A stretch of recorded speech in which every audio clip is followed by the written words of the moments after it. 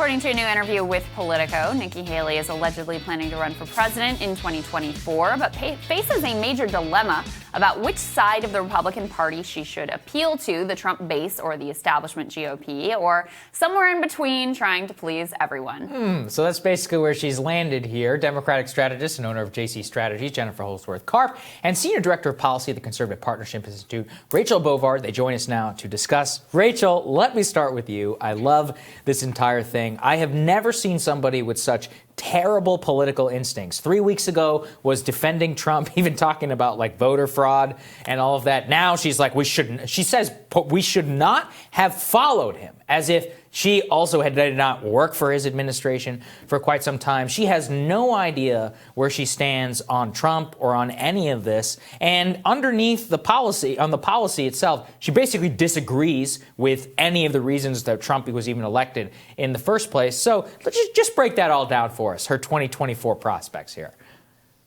Yeah, Nikki Haley is trying very hard to make Nikki Haley happen right now. It's like the most.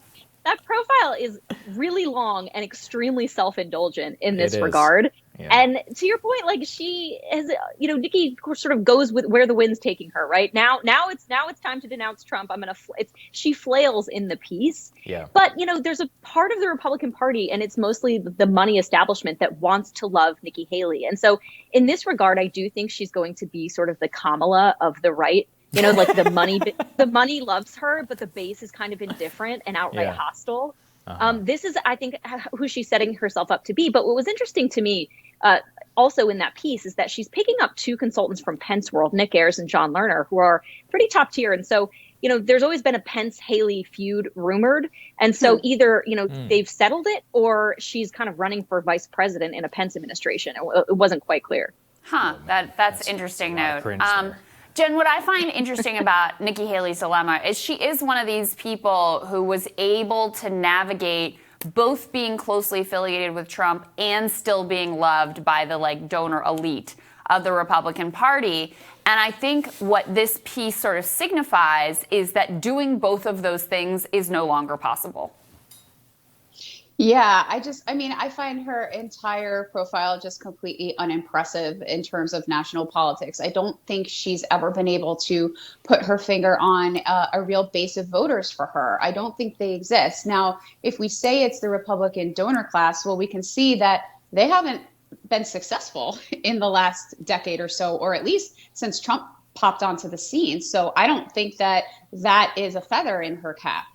In terms of befriending Donald Trump, I think that was one of the most, nausea-inducing parts of the profile, is that she was really concerned about Donald Trump as a friend. Like, are you okay? Clearly not. The entire world saw his mental health, what he had left of it, deteriorating during the lame duck session of his presidency. But this tightrope that she's trying to walk between the two, I don't think she's being successful on either side. Yeah, and it's interesting, Rachel, the more I look at it, I think you're 100% right, which is that she's going to be propped up to a level of like Jeb 2016 in terms of the amount of money. I mean, he had people forget that he had $100 million in the bank before he even announced his run back in 2016. The billionaires are literally salivating over her candidacy, and it really does show. These people learned nothing from Trump in particular, and they're still willing to back the same old types of candidate and same old policies. It's just incredible the amount of hubris you have to put that amount of money behind such a terrible politician. Yeah, 2008 called and wanted talking points back is basically how I think the Haley campaign is going to go. But, this represents a real significant split in the Republican Party, the donor class versus its base, the money versus the rest of the party. And I think if they put someone like Nikki Haley forward, and even Mike Pence, who, again, I've had a long respect for Mike Pence in the Republican Party, but I just don't think that's where the base is anymore. If they put them forward, they're going to be artificially propped up. You won't see a lot of turnout because the base will yawn and go elsewhere or stay home completely. That cannot happen for a viable future in the Republican Party. But unfortunately, if that's the direction we go, we reap what we sow. Yeah, I think that's right. All right, ladies, thank you so much. Great to see you both. Thank you. Good to see you. We'll have more Rising for you after this.